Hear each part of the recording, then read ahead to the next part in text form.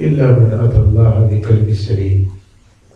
اللهم ثبت جناني وأجر الحق على لساني وأعوذ بك أن أظلم أو أظلم وأعوذ بك أن أقتال من تحتي إنما الأعمال بالنيات وإنما لكل امرئ ما نوى. يا مسلمين السلام عليكم ورحمة الله تعالى وبركاته. وعليكم السلام ورحمة الله تعالى وبركاته. Muna yi wa Allah godiya da sarki mai kowa mai komai. Ya sake dawowa da mu a wannan rana mai albarka, rana ta Juma'a. 14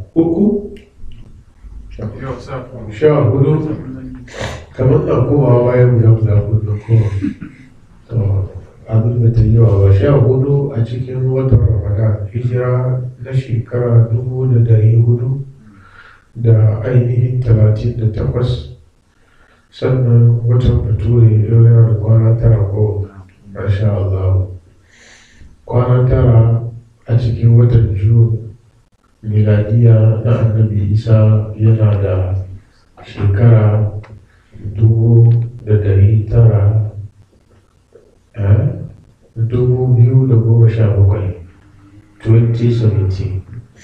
9 June 2017, dating kenan ko. Allah ya sake dawowa da mu a cikin karatun littafinsa mai girma Al-Qur'ani. Muna cikin suratul Isra'i. A jiya mun ajiye fadin Allah madaukakin sarki da ya ce, ولا تقتلوا النفس التي حرم الله إلا بالحق ومن قتل مظلوما فقد جعلنا لوليه سلطانا فلا يسرف في القتل إنه كان منصورا. الله مدوكي ساكي yana shar'anta ma al'ummar annabi Muhammad sallallahu alaihi wasallam dokoki wanda za su yi biyayya ga Allah a ciki saboda su samu yardan Allah, lahira su samu lafiya. Na gaya muna wannan karatu a cikin ومن أراد الآخرة وسعى لها سعيها وهو مؤمن فأولئك كان سعيهم مشكورا. Duk mutumin da ya ce lahira yake so, to ga ayyuka da za ka yi ka samu lahira. Ubangiji ya zo yana yin sawa bisa kan ababen da za ka yi ka rasa lahira. Daga ciki kenan ya ambaci wala taqtulu awladakum khashyata imlakin nahnu narzuquhum wa iyyakum inna qatlahum kana khita'an kabira. Kada ku kashe ayanku domin kashe su zunubi ne babba. In don talauci ne, to mu za mu ba su abinci sannan ba mu ba ku. Sannan Ubangiji ya yi sawa a kan zina, saduwa da mace ta hanyar da shari'a bai yarda ba don biyan bukatar sha'awa. Sa'annan Ubangiji ya bayani cewa zina alfasha ce, mummunan aiki ne, sannan mummunan hanya ce. Tukuna muka je kan ayar la taqtulu nafsan lati harrama Allahu illa bil haqq. Kada ku kashe ran da Allah ya hana kada ku kashe ta, sai wanda hakkin kisan ya kama a kashe. Sannan Allah madaukakin sarki ya ce wa man qutila mazluman faqad ja'alna li waliyyihi sultanan fala yasrif fil qatl innahu kana mansura. Mutumin da aka kashe shi bisa kan hanyar zalunci, to Allah ya ba majibincin lamarin shi dama ya nemi hakkin wanda aka kashe a bisa wuyansa, kuma Ubangiji ya yi alkawarin zai taimake shi. Wanda shi ne ayar da muka tuke kai a jiya.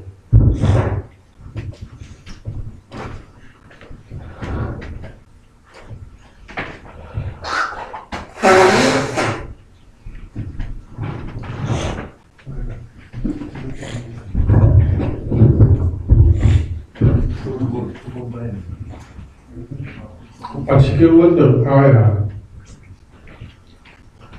idan kuka lura da waɗannan ababa, kamar dai za mu zo mu karanta maganganun maluma a kan wannan matsaloli, saboda hukunci ya kara fitowa wadihan fili ku fahimci matsalar fahimta da bayan. Ku sani cewa waɗannan sura wannan magana da muke yi a cikin ta na gaya mana ita ce baitul kasida, shi ne uwan maganar da Allah ke son, babban sako da Allah ke son ya isar da al'umma ta annabi Muhammad sallallahu alaihi wasallam a cikin wayannan maganganu. Sannan ababen da ake korowa ga duka da za ka bi bayan su sai ka ga abu ne wanda idan da an yi su yadda ya kamata a yi su, to abin da ke zuwa baya shine samun zaman lafiyar duniya tukuna kafin ranar tashin kiyama.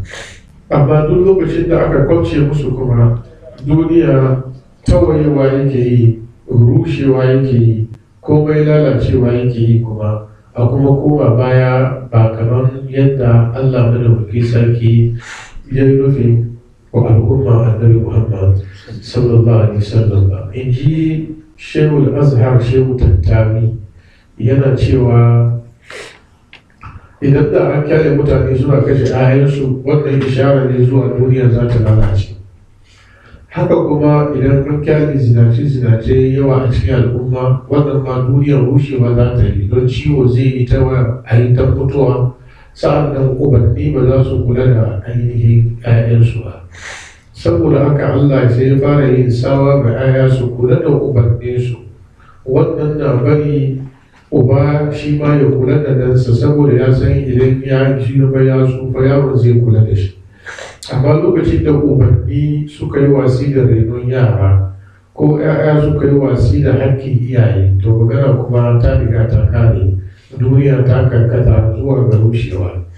Sannan idan an kyale mutum ya kashe wani hakan kawai ba tare da haƙƙi ko kuma an saida mai hukunci ba, indai haka duniya kuma ta ɗauki hanyar rushewa, saboda za ka yi ka kashe mutane, ana kashe mutane, wata rana sai a zo ba ta nan ba kwata-kwata. Allah ne ya kiyaye. Kayan gaba zai zo magana a kan marayu da irin yadda ya kamata a yi harka da su, da yadda Ubangiji madaukaki sarki ya nemi shari'a game da kulawa da haƙƙoƙinsu. Ala ayi hal, waɗannan dai su ne ababen da ke gabanmu. Muna kauna Allah madaukaki sarki, almuhimmu abin da ke gabanmu shine Allah ya taimake mu, abin da muke fada mu yi aiki da shi. Sannan Ubangiji madaukaki sarki ya ba mu iko da nasara a cikin rayuwarmu na duniya, wanda kuma za mu haɗu da shi ya muna hawa wato. Jiya mun karanta wala taqtulu nafsan allati harrama Allahu illa bil haqq. Kada ku kashe ran da Allah madaukaki sarki ya ainihin hana kar a kashe shi da haƙƙi. Na faɗa cewa kalmar nafsu shi ne rai, ko da na dabba ba rai ne. Ka lura ko da an yi shiru la taqtulu nafsa, to ba za ka kashe kowane dabba ba, ko da rago ba za ka kashe ba. Saboda shi cewa illa bil haqqi, sai wanda haƙƙin kisan ya kama, ko da yake ana magana ne bisa kan dan adamu, to amma kuma ya shafi kowane irin nauyin rai wanda za ka taba shi wanda haƙƙin kisan ya kama. Saboda shi na gaya muku irin imanin tushen kafin dan ya sa babu son mu taka kiyashi, to wannan kuma shari'a ya ba da dama a kashe su, saboda uktulul muzi kabla an yi uzi, ku kashe abin da ke cuta tun bai cuta ba. To shi ne tun da abin bai cuta ne, to hakki ne a kashe shi. Ka lura ko magana kuma ya kare a cikin wannan mas'ala. Sannan abin da kake mallaka ta haka, wanda kai kake mallakar abin, dabba shari'a ya baka dama ka yanka. Mun lura? To amma idan baka mallakarsa, shari'a bai baka dama ka yanka ba, illa bil haƙƙi, sai da haƙƙin shi ne ka yi mai a baka kyauta, ko ka gada, ko ka sai da kuɗi. Kai sa ba shi cikin addinin annabi Muhammad sallallahu alaihi wasallam ka kama wani abu na wani wanda ba ka san me shi ba, ba kuma kayan farauta ba ne, ka ta sami shi wuka haka kawai. Allah madauki sarki bai yadda ba. Illa mutane zango suka sa a yi muna ababa marasa kyau. Kwanaki wani ya kama akwai mutane ya shimfila su yau yadda ka duka. Aka zo ya sha ya lissafi kudin duka da wani ya biya. Don ya je motar shi wai sai akuya ta zo ta yi ta goge mai tantin dole. An bara akuyoyi cikin gari ko ina suna yawo suna ta barna. Har sun fasa ya yi magana kullum ya fenti dole su wannan kawai nemo wuka da fitowar su ya bara ka jera su duka ya yanka su. ya ce wai to ai mai kudi ya biya ai ya yanka su kare ba ya fi sauki to Allah dai ji tausayin ku wani lokaci wani su mutane su kisa a yi musu haka wannan kotila mazluman ko wanda aka kashe shi kalmar kotila a cikin alkur'ani yakan zo da ma'ana guda biyu yakan zo da ma'anar kisa sa'an nan yakan zo da ma'anar li'ani kotila da insanu ma akfarahu min ayyi shay'in khalaqa min nutfatin khalaqahu faqaddara idan ka ji kotila a cikin waɗannan wurare ana nufi da shi la'anta ai mun gane ko to amma ban da su idan sun zo bi ma'ana kotila mamnun lil majhuli shine mutumin da aka kashe ya yi wallazina amanu la taqulu amalakum bainakum bil batil illa an takuna tijaratan an tarani minkum wa la taqtulu anfusakum inna allaha kana bikum rahima Allah madaukin sarki ya hana ولا تقتلوا النفس التي حرم الله إلا بالحق ذلكم وصاكم به لعلكم تتقون وبنجي يا سمر تسنني أكن تبعي النبي محمد صلى الله عليه وسلم يا فلا أشكين حديثي cewa zunubin da ya fi kowane zunubi girma bayan shirka shine kashe rai inji annabi Muhammad sallallahu alaihi wasallam bari ya sa shi cikin as-sab'a al-mubiqat ababa guda bakwai wanda idan mutum ya yi to ya koro su wutar jahannama ji manzon Allah sallallahu alaihi wasallam daga cikin su shine kisan rai al-ishraku billahi wa huququl walidaini wa qatlu an-nafs allati harrama Allah da kuma kashe ran da Allah madaukakin sarki ya hana shi yasa babban kutila wanda aka kashe mazluman bisa kan zalunci kalmar az-zulmu yakan zo cikin alkur'ani da ma'anoni daban-daban yakan zo da ma'anar shirka a cikin suratul an'ami Allah madaukakin sarki ya ce fahiyyul fariqaini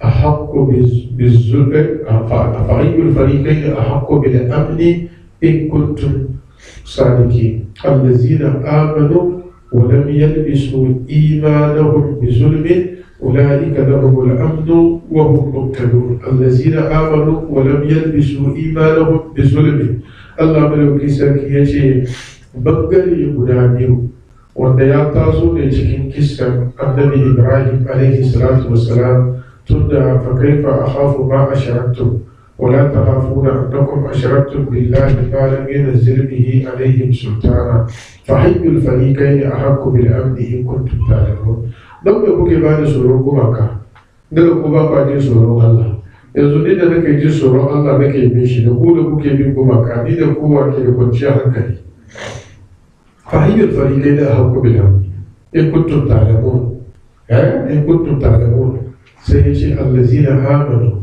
wayanda suka yi imani walam yalbisu imanahum bi zulmi saboda maganar shirka suke yi فكيف أعرف ما أشركتم به ولا تعرفون أنكم أشركتم بالله شيسا الذين آمنوا ولم يلبسوا إيمانهم بظلم أي بشرك صحابة النبي محمد لعك سوكت من آية ولم يلبسوا إيمانهم بظلم في سورة سبحان الله وأن آية تعالى السنة domin kowa daga cikin mu yana yiwa ya aikata wani abin zalunci saboda su sun fahimci zalunci shine karamin sabo shi ake kira zalunci mun lura ai karamin zalunci shi ne sabo kuma kowa daga cikin ku yana yin sabo sai sa mu zo Allah yau ga aya ta sauka gare ka wuce ba wani daga cikin ku da zai tsira sai annabi Muhammad sallallahu alaihi wasallam ya ce az-zulmu shine ashirk yace ba ku ji dan uwana Luqman yana cewa ya bunayya la tushrik billah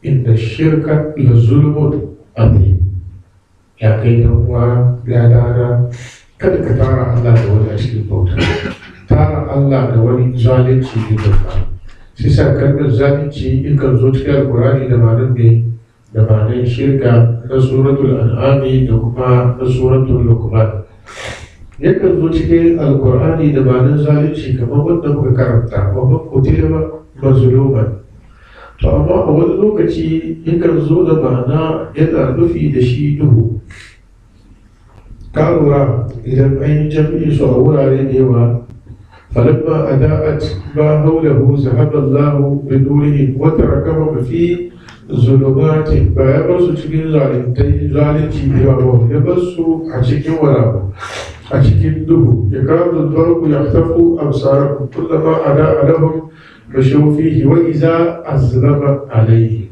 ka lura ko to amma a lokacin da za a yi ibara zuwa ga zalunci lokacin zai dauki fi'ili wala ruba'i zai dauki fi'ili ruba'i amma in yana bakai zai zama na duhu kenan azlama kare ko to amma idan zai zama na zalunci shi zama zalama fi'ili sulasi inda babbanci suke zuwa kenan amma idan suka zo a cikin mudari suka zo da ma'ana iri guda Allah madauki sarki shine masani al-mazlum shine mutumin da aka zalunci sannan Allah ya ce kacce alzali waliyihi sultana mun samu majibincin lamarin shi mun ba shi sultan ma'anin sultan a wannan shine al-qudra mun ba shi yanci muka ba shi karfi sannan kuma muka ce mu ne waɗanda za mu taimaka mishi kafin mu je wannan akwai kalmar ja'alna li waliyihi mun samu majibincin lamarinsa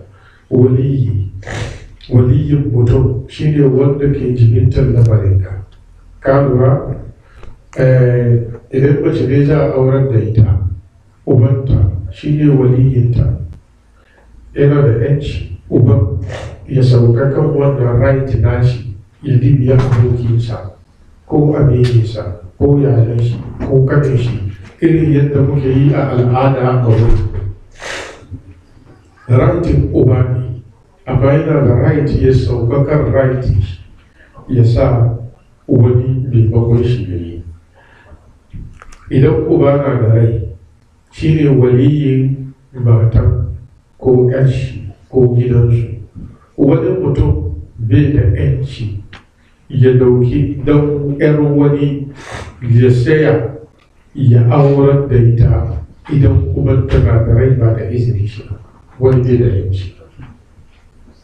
sai da izinin shi sai da sharuɗa kamar haka hakimin gari ko hukumar musulunci wannan right suna iya fisge shi hannun uba idan uba ya karkata zuwa ga abin da zai zama cutarwa ga yar shi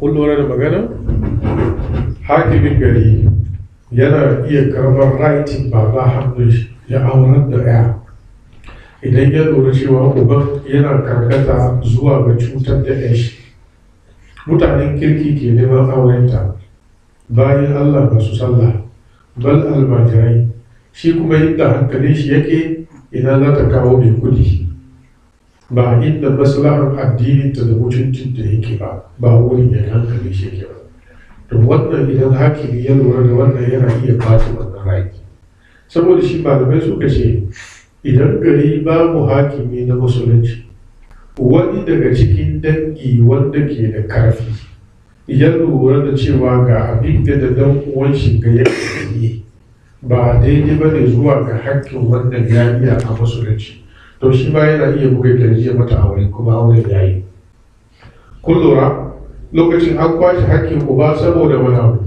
saboda lura da inda yake karkata bai zama maslaha ga yadda ya haifa amma in ba haka nan ba wani bai da dama ya aurar da dan wani shi ne waliyinta alkur'ani yana gaya mana a cikin suratul bakara ayatul ɗaya fa in kana allazi alayhi haqqu safin aw da'ifan aw la yastati'u an yudilla huwa Allah yace falyudlil waliyuhu bil adli ba dan waliyi wanda zai saya maimakon sha'aninsa wanda shine abin da Allah yake fada a kai waliyi yakan zo a cikin alkur'ani da ma'anar mataimaki wa ma lakum min dunillahi min waliyyin wala nasir ba ka samu wanda zai jibinci lamarin ku kuma bayan Allah madaukakin sarki balle ya taimaka muku iz hammat ta'ifatan minkum an tafshala wallahu waliyuhuma wa 'ala Allahi falyatawakkalul mu'minun ولئن اتبعت أهواءهم بعد الذي جاءك من العلم ما لك من الله من ولي ولا نصير الله ولي الذين آمنوا وإن آيوي سنة بعد إشارة سوى الله شيء مجري شيء لمريم مؤمنين ولي كفيلي شيء ودك يشكي ونابو آية سورة البقرة سألنا ولي يكن زود معنى صديقي حبيب babban aboki wanda kake kulla kowane irin asiri tare da shi to wannan wilaya Allah ya hana kan idan su doki waɗanda ba musulmai ba su kulla su zama manyan abokannan su na asiri wannan Allah ya hana la tattakhizul kafirina awliya'a min dunil mu'minin aturiduna an taj'alu lillahi alaykum sultanan mubina إن المنافقين في الدرك الأسفل من النار ولن تجد لهم نصيرا يا أيها الذين آمنوا لا تتخذوا عدوي وعدوكم أولياء تلقون إليهم بالمودة duk mutumin da ba musulmi ba duk yadda ya rika maka amana ya kiyaye kamar da shi shine abokinka na kun da kun ba abokin asiri Allah madaukaki sarki ya hana sa'an nan hukumar musulunci kuma ubangiji ya hana a doki wanda ba musulmi ba ya zama yana aiki cikin hukumar gwamnatin musulmi wa hasatan in abubuwan da yake shafar asirin musulunci wanda ko yaya mai sheke bane to a ji a kawo musulmi a zo a aji a yi mishi irin na sandauna yana kawo don arewa ne wanda ya mahaddacin Qur'ani da bai san boko ba ya ba shi ministerial post ya kawo don boko ya zo ya ajiye ya ba shi abin da ya ba shi secretary ce duk takardun da aka kawo ya karanta maka kaji tukura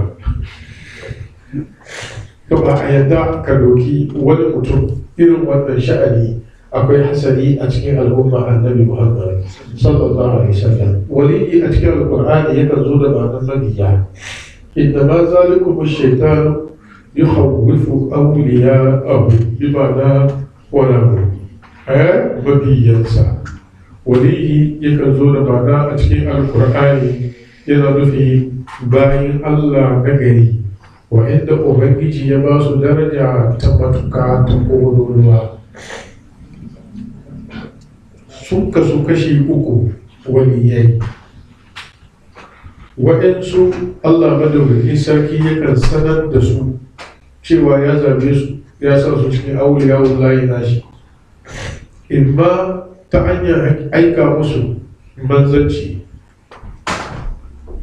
ko annabci dukkan su waliyai ne ko ba annabi ba ne amma Allah ya aika mishi mala'ika ya sanar da shi cewa Allah ya so shi kamar yadda yake cikin hadisin Muslim annabi Muhammad sallallahu alaihi wasallam ya ba da labari wani mutum ya tashi zai je ziyarar dan uwansa a wani gari dan uwan shi cikin addini sai Allah madaukakin sarki ya aika mishi mala'ika haka nassin hadisi yace fa arsalallahu ala madrajatihi malakan fa qala lahu ayna turid Allah ya aika mishi mala'ika yace ina zaka yace uridu fulan za ni wurin wani ne yace akwai wata bukatar a wurinsa a'a ciniki a'a sha'anin duniya me yasa zaka yace za ni ziyarar shi saboda Allah sai mala'ika ya ce ma mutumin ga fa'inni rasulullahi ilaika fa'inna Allah kan ahabbaka kama ahabbtahu ni manzo Allah ne Allah ya aiko ni zuwa wurin ka gaya maka Allah ya so ka kamar yadda ka so dan wanka saboda Allah to kaga lokacin mutum ba annabi ba mursali ba Allah ya aiko mishi mala'ika ya gaya mishi cewa Allah ya so shi sa'an nan akwai wayanda lokacin da manzon Allah yake nan a kai ilhaya Allah madaukakin sarki ya mishi bayanin waliyansa a cikinsu ya sanar da su tun duniya aka ba su aljanna muna da mutum 10 wanda sunansu ya shahara al-ashara al-bashiruna bil janna wayanda su ne manyan waliyai kololuwa sannan banda su akwai mutane a hayan daidai kuma wanda aka ba su albishirin aljanna tun suna da rai banda ashara al-bashiru da biljanna su 10 farko babu bilal ciki amma akwai hadisin da ya tabbata manzo Allah ya ce yana jin karar takalmin bilal a bayansa a cikin aljanna to kaga wannan kuma wani ne shi ma bisharar aljanna ne. Al-Hasan wal Husaini sayyida shababu ahli al-jannati. Hassan da Husaini su ne shugaban samarin aljanna, ji annabi Muhammad sallallahu alaihi wasallam. To wayannan su kuma suna nan, sai sabon da guda 10 akwai wayansu mawaqif daban-daban wanda Allah ya yi wa wayansu mutane albishirin aljanna. Daga cikin su Ja'far, ka lura ko wanda aka kashe shi a wurin yaki, manzo Allah ya ce gashi aljanna na kallo, Allah ya mai da hannayensa guda 2 da aka cire ya bai da su kafatu na zinariya yana yawo a cikin shafakin aljanna. Haka kuma waliyai wanda duka ya samu shahada a wurin jihadi a zuciyarsa saboda Allah ya tafi, wanda ya je saboda Allah, kaji da kyau, ya yi shahada saboda Allah ba don nuna zarunta ba, saboda wanda ya tafi sun nuna zarunta ko ya yi shahada ba zai tafi aljanna ba a kiran wannan shahidi, sai dai a duniya mun kira shi shahidi, amma Allah ya san halinsa. Sa'annan waɗanda ke gaba su ne waɗanda za su rika gani annabi Muhammad sallallahu alaihi wasallam ya yi musu bayani. Allah madaukakin sarki ya zabe su ya sa su cikin masoyan shi, saboda haka su kiyaye wannan mutunci da wannan daraja nasu bayan kubawar manzo Allah sallallahu alaihi wasallam zuwa gidan gaskiya. Wannan mas'ala ne da yake malamai sun ja juna fi akhzu wa radd, wanda ke ganin ana ganin manzo Allah ko ba a ganin sa. Mas'ala ne ba zan shiga ciki ba, kar ya kwace mini karatu da yawa, amma wanda ke so ya walwale mas'alar nan ya karanta littafin Imam Suyuti Tanwir al-Hawalik fi imkani ru'yati an-nabiyyi wal malak. Imam Suyuti ya yi littafi ya yi bayanin shafi'an, ya kafa babban hujjar shi hadisin Buhari, annabi Muhammad sallallahu alaihi wasallam yana cewa man ra'ani fil manami fasayarani fil yaqza fa inna ash-shaytana la yatamassalu bi. Wanda ya gani a baccinsa yana yiwuwa ya gani a falke, ji manzon Allah, don shaitan bai gaba da ni, yana yiwuwa ya gan shi a falke, in ji annabi Muhammad sallallahu alaihi wasallam. Wannan shine nassin abin da aka rawaito a Buhari da kuma Imam Muslim. Sa'annan ruwayar Abu Hurairah kenan. Akwai ruwayoyi faka annaba rahani, kamar ya gani fili faka annaba, ka gane ko. Amma ruwayar Abu Hurairah wanda ya fi ingancin da Buhari ya rawaita, fasayarani fil yakza, nan gaba zai gani a fili, ji annabi Muhammad sallallahu alaihi wasallam. Masu ganin cewa abin da ake nufi da sayarani fil yakza ba a nan duniya ba shi lahira, to wannan ta'sisul umur bi ghairi dalil. Annabi ya ce wanda ya ganshi a falak amma mulki zai ganshi a fili, ka ce ma nan a fili lahira, in dai shi lahira kowa ma sai ya ganshi. Bisa lahira da arne da wanda kowa ma ai sai ya ganshi a wurin da za ka fili. Shi sa ta'asisin ga daga ina ya fito, cewa ba nan duniya ake nufi ba, shi lahira ake nufi. A ina ka ga ka samu wannan magana? In dai a lahira ake nufi, me difference lahira kowa ma sai ya ga annabi ba sallallahu alaihi wasallam. Shi sa there is no difference. Amma wannan manzo Allah yana ba da bisharar girman matsayinsa da kuma cewa in dai shi aka gani gaskiya, to yana yiwuwa kuma a gansa a fili. Imam Suyuti ya walwale mas'alar nan walwalewa ta ki. Ina bukatar malamai almajirai duba repetition da sabawa da abin da ka ji bai help. In dai za ka repeat mana abin da ka saba ji ne bai help. Gara ka zo ka buga mana kasaitin wannan malami no magana kare. Doki time sosai, ka bar idon ka yayi ja yayi ruwa, ka duba littafi gaba da baya. Ala hayyi hal, waɗannan ababa ne da malamai magabata da yawa sun tabbatar da shi, kuma waɗanda suka yi ta samun ganin manzon Allah sallallahu alaihi wasallam suna nan, kuma suna nan ba za su yanke ba har ranar tashin kiyama. Har zama adinullah bihi, da wannan ni nake bautan Allah cewa abin tabbatacce ne yana yiwuwa, saboda ni shaida ne akan wanda Allah madauki sarki ya yassare mishi ganin annabi Muhammad sallallahu alaihi wasallam shekara 28 da ya wuce ko zuwa shekara 30 1988. Allah madauki sarki ya yassare lokacin da muka yi wa wannan tijo rashin, muke mishi jinya a cikin halin rashin lafiya. Muna tare da shi karfe 2 na dare, ya ce mini gyara mini wuri, gyara mini shimfiɗa na, gyara zan yi baki. zan yi baki na ce ka gyara zuwa an ji bai ce ina ce maka gyara mini wuri ga baki na shigowa ba ka ji bakon ka da ya zo na mishi daki daina dakin cirau na gaya mishi haka sai ce baka ji abin da nake faɗi ba to ga su shigowa kauce ido na biyu kar shi ina je na ce da shi ya sayi da rujuri marhaba bika ya sayi da rujuri. Wannan abu ya faru daren juma'a mai zuwa. Allah ya karbi ransa, Allah ya sa ya huta, Allah ya sa ka mishi dare. Wannan abin da ni ya faru ma ni personally na ni da kaina da nake zaune na ganga a fili ba bacci muke yi ba no ido na biyu kar kuma Allah shi ne wakili na akan abin da nake faɗi. Yadda kunni na ya ji wannan, Allah ya sa mu shiga aljanna haka nan. Mu ga manzon Allah sallallahu alaihi wasallam haka. Abu ne da yake tabbata idan mutum ya kai wannan wuri zai gani. In Allah ya yassare ma wanda yake so ya gani. Kuma manzon Allah yana ba mutane bushara bisa kan waɗannan. Sa'an nan na gaba su ne waɗanda abu yanzu a gaya musu. Na ƙarshen su watakila ba su fi dukkan daraja. Waliyin ne amma shi kansa bai sani ba. Shi waliyin ne amma shi kansa bai sani ba. Allah ya zabe shi ya sa shi cikin auliya amma shi kansa bai sani ba. Haka dai zai rayu cikin mutane ko yaya har ya kare ya mutu a yi mishi komi irin yadda aka yi mishi shi an je ranar tashin kiyama ka gan shi kan zama ya zama maka abin mamaki.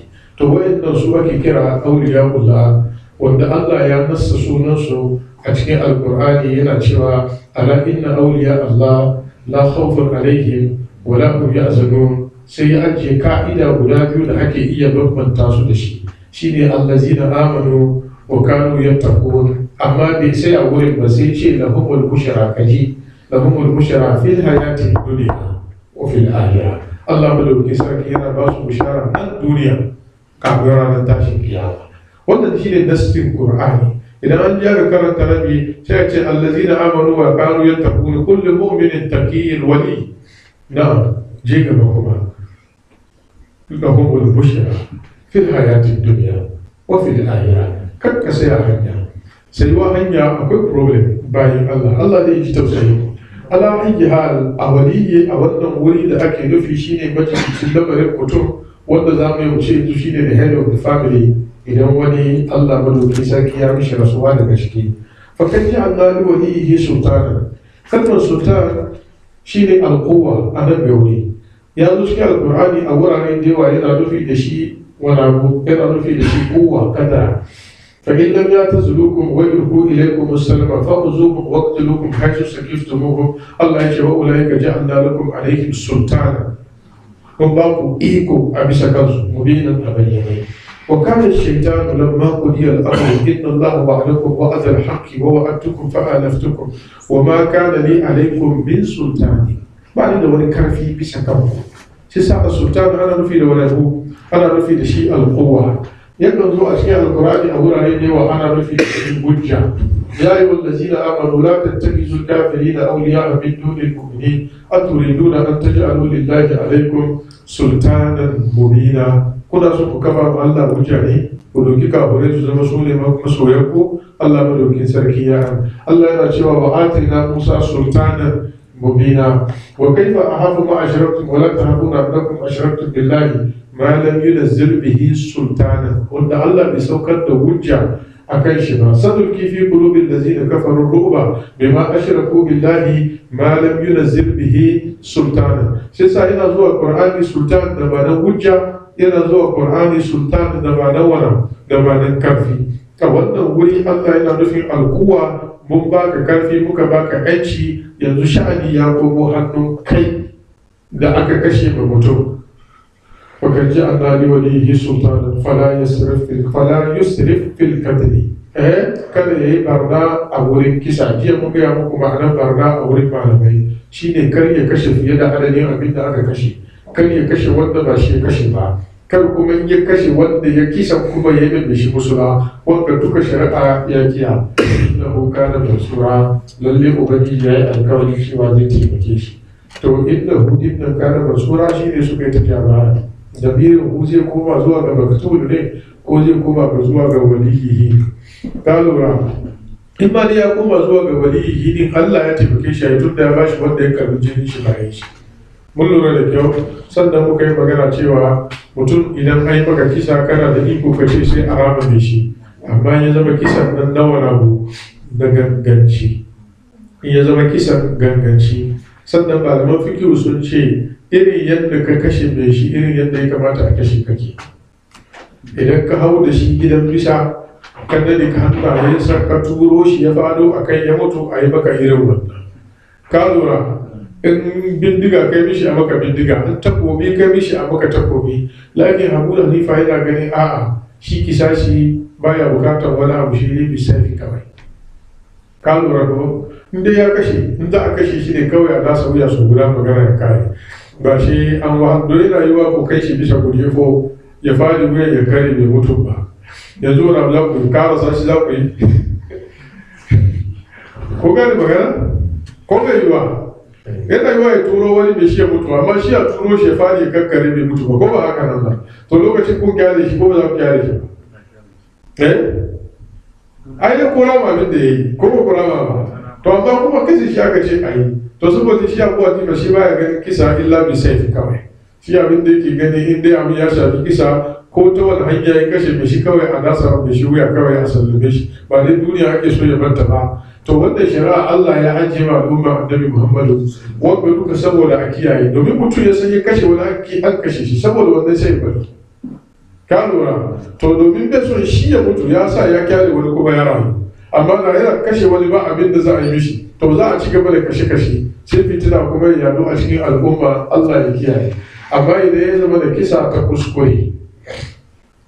kuskure wanda aka tabbatar da kuskure ne, to dangin mai shi hanya biyu gare su ba su da na uku. Kana ji da kyau, hanyar farko su karbi diya, hanya na biyu su ce sun yafi, amma ba su tsaya su ce sai an kashe ne shi.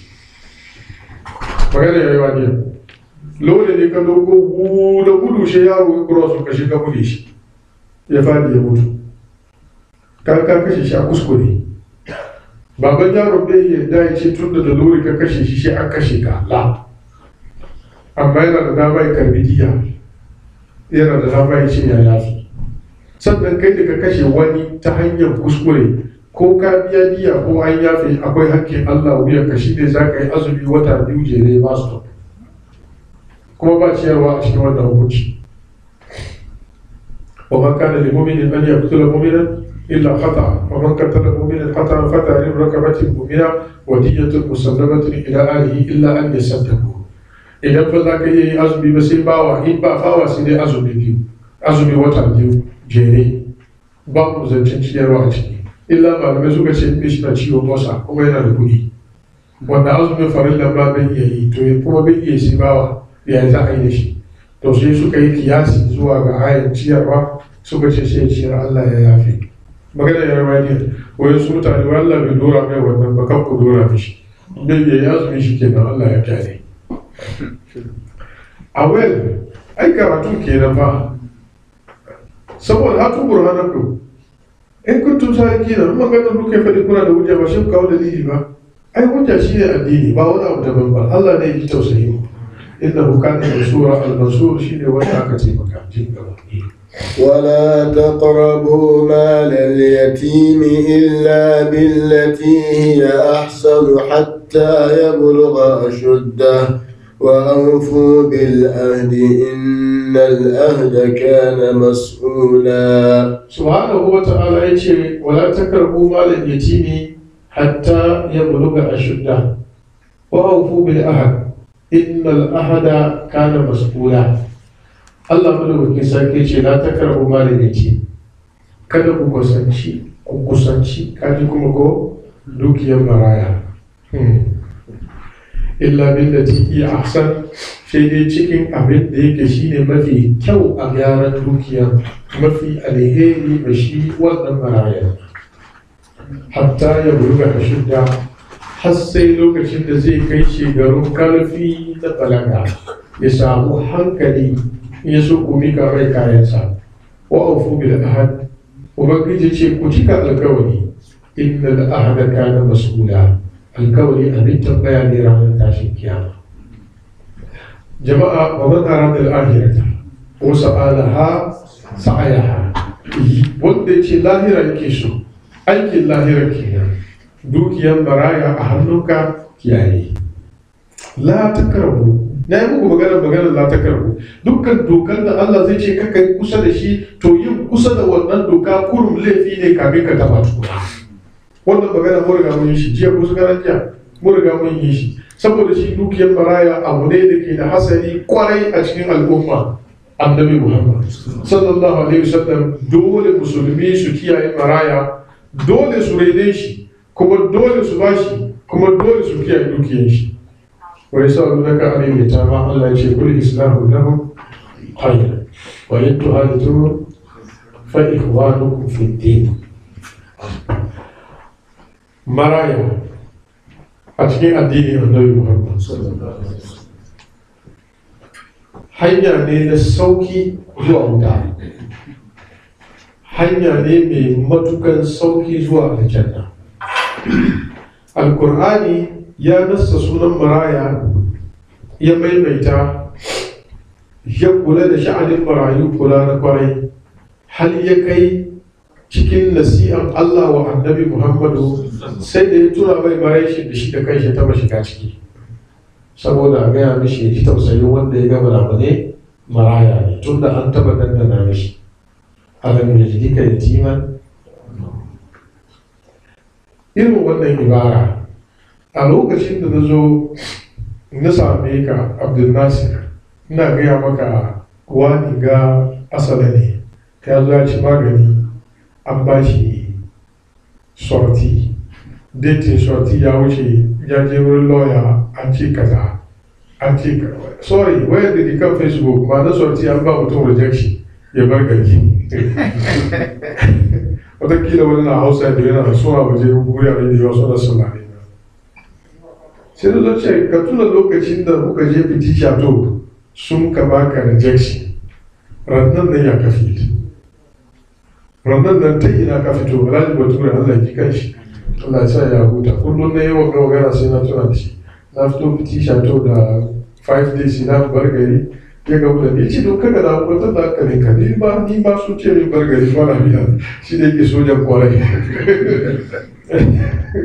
Ya ce shi kayi shekara 5 garin ga ba kwana 5 ba, ya yi ta mini nasihan kwanciya domin ba a tashi hankali a wannan lokaci. Ai kun san wannan lokaci ba yanzu ba su sun tashi gidan ba ne ba ka ma bari ya ce, amma ku da kuka san wannan abu, idan aka rufe ka irin wannan abu lokacin da kaga wanda ya shiga ciki yanzu, tausayin ka game shi wani abu daban ne. Kun lura duk wahalar da mutum ka taba fadawa ciki, ran da aka gwada maka ga wani dan uwanka musulmi ya shiga ciki, idan aka kan mai da lokacin da kake cikin wannan abu, saboda shi maraya abin kulawa ne a cikin addini. Allah madaukakin sarki a suratul an'am yana cewa wala takrabu mal al-yatimi illa billati hiya ahsan wa awful kayla wal mizana bil qist la nukallifu nafsan illa wus'aha wa bil ahdi llahi awfu dhalikum wasaqakum bihi la'allakum tadhakkarun. Allah madaukakin sarki al-Qur'ani yana cewa wala takrabu mal al-yatimi illa billati hiya ahsan hatta yablugha ashuddah. Hadar alaihi salatu wassalam, wanda sunan magana shi ce su suratul kafi, ya yi ababa guda 3 tare da annabi Musa alaihi salatu wassalam. Ababa guda 3 nan cikin tafiyar shi da Musa ba za mu yi firar ba balle jami'ar lokaci. Kun saba ce da Musa ya je wurin shi ya ce ina son zo mu zauna wurin ka yi karatu. Annabin Allah Musa ya je wurin waliyin Allah zai yi karatu, saboda kowa da kayansa. Ka lura ko shi kowa da kayansa, shi kuwa da yake Allah ya ba shi ilimi ta batini wanda yana iya karanta halayen mutum in ya gan shi. Shi ne martabar da muke faɗi, kan ka sallama kanka ka ba wani mutumin da zai ce ya san problemin gyaran zuciya, ya kamata ya iya ya san ciwon tukuna magani. Wallahi hadar da ya ga Musa ya ce innaka lan tastati'a ma iya sabra wa kaifa tasbir ala ma lam tuhit bihi kubra, ba kai hankuri da ni. Tun Musa bai ce komai ba, ya ce Musa ya alkawari satajini ne insha Allah sabira wala asinaka amra. Ya ce to ba laifi in ka bi ni kakka tambaye ni. Tafiyar farko da shiga jirgin ruwa ya fata jirgin ruwa, Musa da karji ta shayar imra mutumin mutane ga sun taimake mu ba su karbe mu komai ba, sun ga girman mu sun sa ka cikin jirgin ruwa yau da abin ya yi wuya suka duba girman manyan kawai ka ɗauki abu ka faffasa ka lalata musu ga ruwa na shigowa. wannan sha'ani naka akwai mamaki shay'an imra alam akul innaka lan tastati ma iya sabra. ai na ce ba ka kai hakuri da ni tafiya na ba irin naka ba ne. na yi shiru amma da ya hakuri ban taɓa kuma aka je gaba ya zo ga yaro ya murda kanshi. yaro na wasa cikin yara adana ya kama kanshi ya murda kawai sai kai ya kare ya jefa yaro ya fadi a mace. annabi Musa ce aka tanta nafsan zakiyatan bi ghairi nafsin lakad jita shay'an nukra. Musa bai hakuri ba straight don ya zo an kashe rai ba kamar jirgin ruwa ba. ya ce ka kashe yaro kankani sarkakakke ba da ya yi komai ba. wanga abin da kai ko ne kai wa ba malama ba shi ya kamata a kiuso kada kan jijiyar shi an nukra. wurin hadar ya ce farko shi ce alama kul da ya ce shi an ima wurin hadar sai duba almajirin shi ya ce alama akul laka ai na gaya maka innaka lan tastati'a ma'i sabra. haka kai tafiya da ni. ya ce naji in sa'altuka an shay'in ba da hafa za tu sahibi. na sake tambayar ka wani abu mu rabu kakka tafi da ni kuma. me za su yi da shigowar su cikin gari suka je neman a taimake su da abinci sun shigo ga baki da yunwa mutanen garin kowa ya kore su. aka bar su da gajiya da wahala ba ruwan sha ba abinci ko inuwar kirki ba bari ba. ya ce to mu bar gari mu tashi mu sake wani gari Allah ya taimake mu hanya. da za su fita suna kaiwa sai ga wani gida yana rushewa sannu hadar ya ce Musa zo ga aiki. aka fara damar kasa da haka da yunwan nan mutanen banzan nan da duk abin da suka yi mana ta wannan aiki sai an yi shi. aka gyara gidan aka sake gyara shi aka gyara foundation shi da kyau. Musa ya ce kuma firi mu tafi haka kawai. ya ce ai da ka karbi wani abu mana kamar su ba mulanin abin da muka yi. ya ce har zafi na ku ban yi wa yanka tun da ka yi tambaya na uku tafiyar mu ya kare. ya ba shi labarin jirgin ruwa. ya ce kaga abin da ya sa na fasa inda za su na wani mugun sarkin da ya fi kowa karfi da sojoji yana hanya duk wani jirgin ruwa mai kyau gani kwacewa yake. amma waɗanda sun shiga suka ga wani wuri ya fashe ruwa na fitowa an ce lalatacce ne an kyale shi inda ban fasa ba ga sun yi asara. yaron nan da ka kashe ka gana kashe wallahi yaron da iyayen shi na matukan son shi da ya girma da zai ja su cikin halaka kuma mu'minai ne na gari da sun bi yaron nan su halaka da su da yaron duka su ke wuta. amma yanzu na kai shi aljanna iyayen masu hankuri su mutu su aljanna na taimake su ko na cuce su. ya ce muhammad jidaru fakana li gulamaini wa lahu yatimaini wa kana tahtahu kanzun lahuma wa kana abuhuma saliha. a wurin sai ce fa'ara da rabbuka a lokacin da ya taimaki maraya ya ce kaga gidan nan da muka gyara na wayansu marayu ne guda biyu babansu mutumin kirki ne. lokacin da ya fasa jirgin ruwa ya ce shi ya yi fa'arantu an abiba da ya kashe yaro ya ce fa'aranta da ya kashe da ya gyara ya taimaki marayu ya ce fa'ara da rabbuka an yabluga ashuddahuma wa yasta'arja kanzahuma rahmatan min rabbik wa ma fa'altu an amri zalika ta'wil ma lam tastati alayhi sabra. kun ji muhimmancin marayu da haka gyara na marayu sai ce waye nufin a yi wannan Allah madaukakin sarki al'ummar annabi Muhammad ya kai ranar tashin kiyama sababin da za a sha mutum aljanna haka kawai komin laifin shi shine Qur'anin marayu wa yutimuna tahama ala hubbihi miskinan wa yatiman wa asira innama nutimukum liwajhi Allah la nuridu minkum jazaa'an wala shukura. malamai sun farki san wannan aya illa ta hanyar sanadi. ku ji da kyau hanyar kuma san problem hanyar sanadi in ji imamu kurtabi ya ce lam yasbut kisan a haka bai inganta ba cewa wani maraya sai da ali ya yi nuzuri 'ya'yan shi ba lafiya, idan sun samu lafiya Allah madaukaki sarki ba su lafiya zai azumi kwana 3 jere da shi da matan shi duka. Sai Allah ya ba yaron lafiya sai ya dauki niyyar azumi, ya fita ya yawo ga samu komin da za a yi bude baki ba, sai dan alkama aka zo aka yi masa. Ana dab da bude baki sai wani yaro ya zo ya sallama, miskini a kofar gidan iyalin annabi masu karamci, yunwa ya koro shi yana neman taimako, a taimake ni a bani sadakar masan nan. Sai dina da ya duba Fatima, ita ma ta duba shi, aka dauki aka je aka bashi, ba a yi bude baki ba randan sai da ruwa. Gari ya waye aka tashi da azumi, zuwa barance shiga wani iyalin gidan manzon Allah maraya ne cikin 'ya'yan muhajiri na wanda washi ya yi shahada, ya zo yana neman taimako, a taimake ni a bani sadakar wannan, wanda aka samu zai bude baki yau kuma da kyardin aka kuma doki kuma aka kara da shi, aka yi bude baki da ruwa, aka wayi gari da azumi. Albarance da kyar aka samu mai zai bude baki, aka tattara yau da yayi an gyara, shiga wani miskini kofar gidan iyalin manzon Allah ya rasa kumallon da zai ci tun da safe, don Allah a taimake ni a bani sadakar wannan.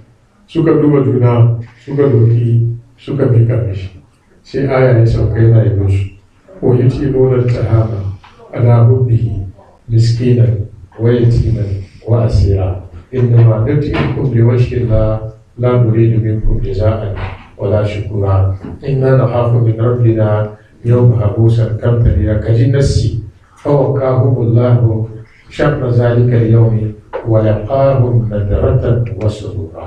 Masu taimakon marayu, mummunan abin da ke faruwa ranar tashin kiyama Allah ya kawo da kai gabanin ka kowane yayi, sannan kuma ya sihunka da fuska ta ba'aja da kuma kwanciyar hankali da sa maka babban farin ciki albarkacin taimakon marayu. Al'umma annabi Muhammad yana daga cikin abin da mutum zai shiga aljanna da shi cikin sauki, au it'amun fi yawmin zai masgaba yatiman za makarba au miskinan za matarba. Lokacin da ake cikin kunci, ake cikin wahala, da kyar ake samun abinci, ana mai da masara ma da yanzu a yi shinkafa da kunu ma tun ba dafa ba ake layi. A lokacin kai ne dun ka yayi ja, ka je abin da ya dame ka ne in ka samu ka nemi maraya kai ka mika mishi ba kai ka ci ba. To wannan shine sababi ta shiga aljanna a cikin sauki. Allah ya sa da mu. Allah ya yi sawa a kan dukiyar maraya, ya nuna alamar masu mugun kai su ne wayanda ba su jin tausayin maraya. Fa'ammal yatima fala takaru ara'aita allazi yukazzibu bid-din. Kaga mutumin da ke karyata cewa ba kiyama, kana so ka san alamar shi na farko. Allah ya ce fa zalika allazi yad'ul yatim, shine wanda ya ga maraya sai tukkure shi, tushe shi awai, ya kulle kofa tsakanin shi da shi. Al'umma annabi Muhammad, idan Allah ya bar ku marayu, ya jarabce ku jarabta mai girma, amma ya kulle ku kofar aljanna a cikin sauki. Ya zo cikin hadisi na annabi Muhammad. Manzo Allah sallallahu alaihi wasallam ya ce, ana wa kafil yatimin ka hataini fil janna. Ni da wanda ya reni maraya haka muke a cikin aljanna, ji annabi Muhammad sallallahu alaihi wasallam. Ya zo cikin wani riwaya a cikin sanadin shi akwai rauni. Annabi ya ce mafi alherin gidan musulmi shine gidan da akwai maraya, ana tausayin shi, ana kyautata mishi. Mafi sharrin gidan musulmi shine gidan da akwai maraya, ake munana mishi, ji annabi Muhammad. Ya zo a cikin wani ruwaya sanadin shi akwai rauni. Annabi sallallahu alaihi wasallam ya ce wanda ya shafa kan maraya saboda tausayin maraya, kowane gashi daya na marayan da hannun shi ya bi kai ana rubuta mishi ladantaki hasanat. Manzo Allah ya faɗi ba lada guda ba, kowane gashi daya da kanka ya shafa na maraya don tausayin shi kuro ana rubuta maka lada. Saboda haka idan akwai maraya a hannunku, ku ji tausayinsu, ku kula da su. A cikin ayan Allah ya ce wala takarbu malal yatimi illa billati hiya ahsan hatta yabluga ashudda, har ya kai shekarun karfi. a ta yi burga shi da wani magana shi a cikin ayoyin baya da suka wuce ba za mu maimaita ba. A nan ganji shehu tantami ya ce wannan addadin nan liligaya, amma baya nufin cewa karkaci dukiyar maraya in yana yaro in ya balaga kai ka ci ba. Kana ji da kyau, kakkatawa har ya girma ya yi wayo, abinda Allah ya shi kenan daga nan, ya girma ya yi wayo. To ya girma ya yi wayo kai ka ci kenan. A yanzu ya yi wayo ko ka ci ba bai ba zai kyale ba, shi yasa sai aka yi shiru ba a gaya ba. Bi ma'ana idan ya girma fa in anastum minhum rushdan fadfahu ilayhim amwalahum. Allah madauki sarki ce idan maraya kuka ga ya girma aka fahimci yanzu ya yi wayo ya yi hankali, bayan Allah amanan shi ku danka mishi. Baya daga cikin adalci mamaci ya bar duniya a kuma bar kayan shi a girawawa.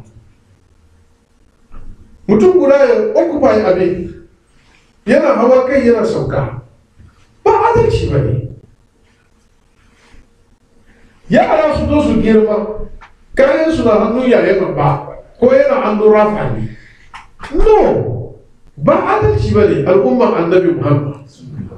Idan mai shi ya girma ya riga ya balaga, ka riga ka gane wannan yanzu ya yi wayo, ni ka mishi kayan shi, release mishi dukiyar shi. Wanda shi ne koyarwar Qur'ani, shi ne koyarwar annabi Muhammad. Amma idan mai shi zama almubazziri ko wawa mara hankali, to wannan kana da iko ka keep abin har yanzu, har ka ga kamar ya saitu tukuna. Amma ba kuma mutum shi da kashi ya fita ya je Libya ya je Hozir ya yi wane ne ya yi wane ne, har ma shi da kashi ya sai kasa yana gina amma har yanzu kayan shi na hannu wani. Saboda me? Ku ji tausayin kanku, ku release wanga abu kafin ranar tashin kiyama ya same ku. Allah ya kiyaye. Kalmar gaba wa aufu bil ahad, ku cika alkawari. Innal ahada kana mas'ula, alkawari abin tambaya ne ranar tashin kiyama. Alkawari muna tsayawa mu yi addu'a kuma yau ko? Yau ta mu lafiya ruwa 55 muna da sauran minti nawa kenan? 10-20? Ta mu jarraba ko za ku iya yin maganar alkawari. Jama'a, wa man arada al-akhirata wa sa'a laha sa'yaha wa huwa mu'min fa ulaika kana sa'yuhum mashkura. Wanda yace lahira nake so, ga aikin lahira nan suke da. Ku ji tausayin maraya. Allah ya ce awfu bil ahdi, ku cika alkawari. Innal ahda, ita alkawari kana mas'ula, abin tambaya ne gaban Allah ranar tashin kiyama. Har wani malami na ji yana cewa wai ba za a tambayi kowa alkawari ba sai lokacin da aka ce waji a yau ga izin bi jahannama, yau ga izin ya tazakkaru al-insan wa anna lahu zikra. Wutar jahannama za a kawo ta ne by force, a jawo ta a kawo. A lokacin da mutum yake saye a filin mashar gata yana kallon ta, sai an kawo shi bakin kofar tukuna, sai a ce ina alkawarin ka da Allah, ina alkawarin ka da bayin Allah. Kana kakau ana takawa sai cikin jahannama. Allah ya kiyaye. Alkawari yana daga cikin abin da addini ya kula da shi kula matuka, wanda yau muka bai da shi abin wasa. Duk al'ummar da suka yi wasi da alkawari, zamantakewarsu na rayuwar duniya bai da amfani. Saboda shi abin tausayi, maimakon a ce wani alkawari kamar musulmin kirki, sai a ce wani akwai shi cika alkawari kamar bature. Ko ba haka ba? Ya aka yi bature yake kula da alkawari? Ya aka yi turawa su suka gina gidajen barayu? Ya aka yi suke da dokoki idan mutum ya haifu ya rabu da matan za su karbi kudi hannun uban dole su danka ma uwan don a kula da yara? Ya aka yi haka? Duba, Alkurani yana cewa ولقد كتبنا في الزبور من بعد الذكر أن الأرض يرثها عبادي الصالحون. Allah ya ce mun rubuta a cikin attaura a cikin zabura ko a cikin littattafan mutane da cewa duniyar nan bayi na gari su za su yi gadonta. Ya ce imamu bagawi ya ce as-salihuna li imaratiha, wayanda idan an ba su kontrol abin sun gyara rayuwar mati. Shi sa su Allah zai ba don Allah da kasashen musulmi da kasashen arnan nan suwa ke zaman lafiya, kuma suwa ke create abin da rayuwar zai tafi da tsari, suwa ke yi. Idan ka gan kasar larabawa ya cire 1 biliyon zai siya wani abu, to kayan bindiga wanda zai mai da shi ya ke da bindiga a raya mutane ko a kashe su. Don Allah da ya sai sunan biliyon sun da suke doka suke sin kayan bindigar nan, inda sun kashe madajiyacin nan ba zai zama garas ba. Garafi ya jaraba an yi ko ba yi ba. Garafi ya jaraba an gani ko ba gani ba. Ya ja teku how many thousand kilometers? Over 2,800 kilometers. Ya ja ruwan teku an gani ko ba gani ba. An bar dajaci ya zama garas. Biliyon 6 biliyon wani shekara $6 billion gari guda cikin kasashen larabawa ya sai amneshin annon Amerika, kuma ba komai ba saboda ya kashe musulmi. Suwa ke fada don Allah, suwa ke fada su da yan wasu musulmi ko da su da wa.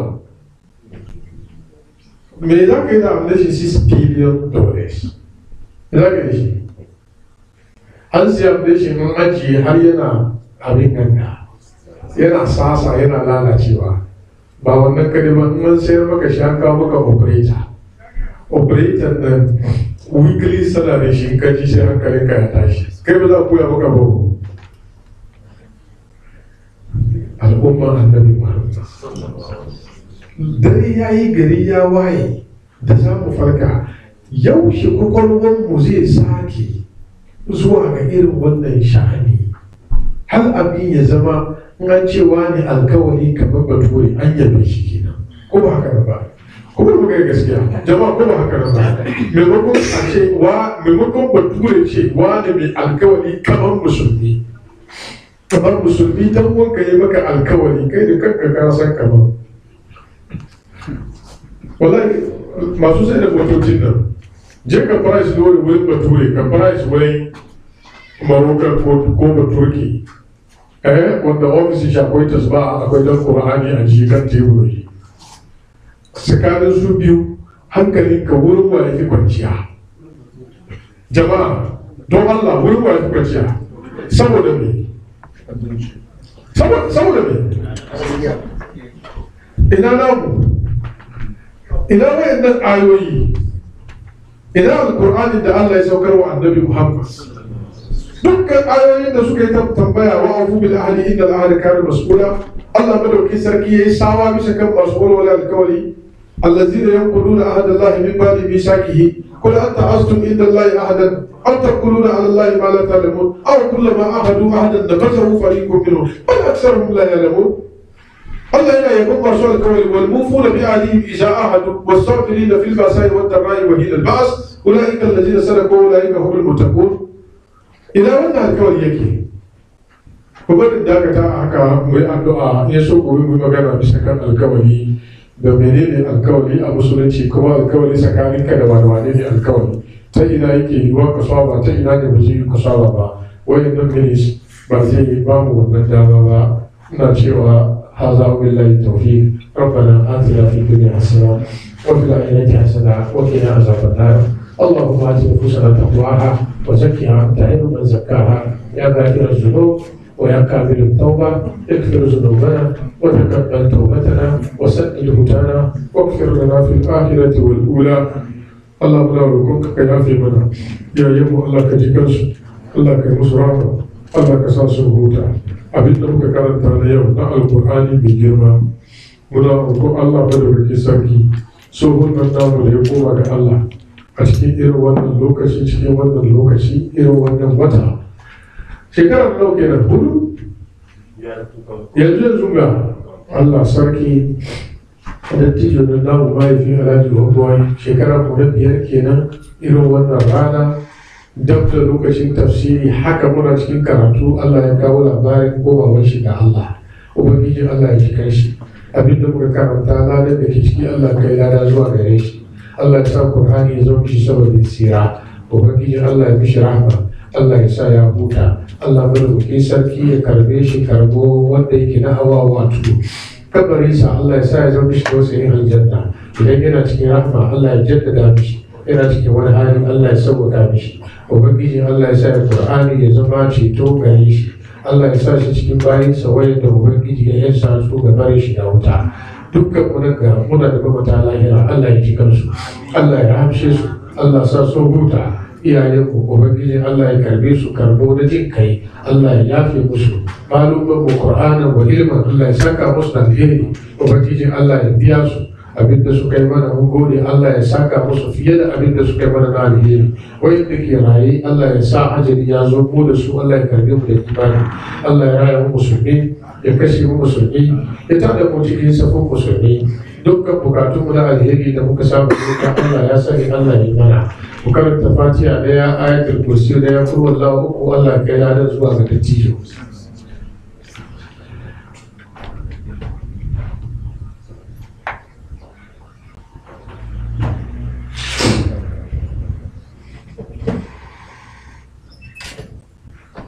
اللهم اغفر له وارحمه، اللهم عافيه واعف عنه، اللهم اكرم نزله، اللهم وسع منعله، اللهم اغسله بالماء والثلج والبرد، اللهم نقيه من الذنوب والخطايا كما ينقى الثوب الابيض من الدنس، وارحمنا اللهم برحمتك اذا سرنا الى ما ساروا اليه، برحمتك يا ارحم الراحمين. اللهم انت بهوائجنا عليم وعلى قضائها قدير، فاقض هوائجنا يا عليم يا قدير. اللهم اغفر لابائنا وامهاتنا، واغفر لموتانا وموتى المسلمين الذين شهدوا لك بالوحدانيه وبنبيك بالرساله وماتوا على ذلك. اللهم اغفر لهم وارحمهم، اللهم عافهم واعف عنهم، اللهم اكرم نزلهم، اللهم وسع مدخلهم، اللهم اغسلهم بالماء والثلج والبرد، اللهم نقهم من الذنوب والخطايا كما ينقى الثوب الابيض من الدنس. وارحمنا اللهم برحمتك اذا سرنا الى ما صاروا اليه، اللهم جازيهم بالحسنات احسانا وبالسيئات عفوا منك وغفرانا. اللهم سدد هدانا واغفر ذنوبنا، واغفر لنا في الاخره والاولى، وتقبل منا الصلاه والصيام، واجرنا في زمره خير الانام. اللهم وجد صفوف المسلمين، اللهم وجد صفوف المسلمين، اللهم وجد صفوف المسلمين، اللهم اجعلنا هادين مهتدين غير ضالين ولا مضلين، واهدنا الى سواء السبيل. وصلى الله وسلم على نبينا محمد وعلى اله وصحبه وسلم تسليما كثيرا كثيرا. سبحان ربك رب العزه عما يصفون، والسلام على المرسلين، والحمد لله رب العالمين. mun kwanaki ba mu ba da damar tambaya saboda shi wanda yake so ya tambaya a cikin minti 5 sai mu yi kansa ya gashe. Malam tambaya na ne, mutum kai wanka shi baka share jikin ka ba sa kaya ba, ya yi ka yi alwala tukunan ka share jikin ka, saboda wai in kai alwala ba ka yi ka taba alawar. menene tambayar bizat? Mutum ya yi wanka bai share jikin shi ba, to ya iya yi alwala tukunan share jikin shi, yana yiwuwa in zai share jikin shi bai taba al'auran shi, ai za ka share jiki da tawul ne. In dai tawul na tsakanin hannunka da al'auran ka ba komai. Ka lura abinda za ka share jikinka da shi a wurin al'auran tawul na hannunka da al'auran ka, wannan ba komai, wannan bai bata alwala ba. Abinda ke bata alwala ne shine tafin hannun mutum, fatar da kanshi ya taba azzakari, wannan shine abinda ke bata alwala. ala ilafin ara na mazali, akwai mazabobin da ba sa ganin wannan abu yana bata alwala. Alhaji taji Malam, ni ma ina da tambaya. Kamar in kace wai maraya, wanda bai da kuma bai da baba shine maraya, ko wanda bai da baba ko kuma mutumin da baban shi ya rasu yana yaro karami shine maraya. ko da uwar shi na da rai. Amma wanda ya rasa uwa maraicin takawa. Mun lura maraya shine mutumin da ya uban shi ya rasu amma yana yaro karami bai balaga ba, wanda shine maraya. Amma wanda uwar shi ta rasu to shi nashi maraicin ma is extra saboda ya rasa abin tausayi wanda yake mai sanani, wanda shine maraya. Allah don kuma ba bisa karatu na kai ina so mu gane kalmar ofin ka gwada cewa kamar wannan yana da alaka da kamar kai kyama ofin to ina so mu gane kamar irin kamar kai ma iyayenka wani abin da bakan magana ko wani abu wannan ba shi ciki ba shi ko ai mutumin da aka ce kan kai mishi ma shi ne kaje kai mai bakan magana, ai magana jiya baka zo makaranta ba, jiya ba wani tambayar ka gaya ba jiya baka zo makaranta ba. Mutumin da aka ce mishi kakkace da shi ofin shi ne za ka mai bakan magana, yana daga cikin babban kaba'ira mutum ya faɗi mummunan magana zuwa kundin iyayensa, babban magana ne sosai ko surufi ne mai girma. Allah madauki sarki cewa yau kullum ma kaular kalima, maganar ma in za ka yi na karamci zuwa gare su, in ba ka yi na karamci ma ka yi laifi, ko da ka yi normal one wannan ma ka yi laifi, balle kuma ka yi against that. Manzo Allah sallallahu alaihi wasallam ya ce yana daga cikin mutane da za su sha azaba mai sanani shine mutumin da ke gaya ma iyayen shi bakan magana. Har sahabbai ma su kai mamaki, shi ya yi mutum ya gaya ma uwar shi bakan magana ko uban shi? Manzo Allah ce ya gaya ma uban wani aka gaya ma uban shi ya gaya musu, wannan ma zai samu ya zama. To ina ga wanda shi ya gaya ma baban shi direct, wannan ai magana ta kare kuma Allah ya kiyaye. Musiba ce sosai. wannan abin da sa Complete, me kace?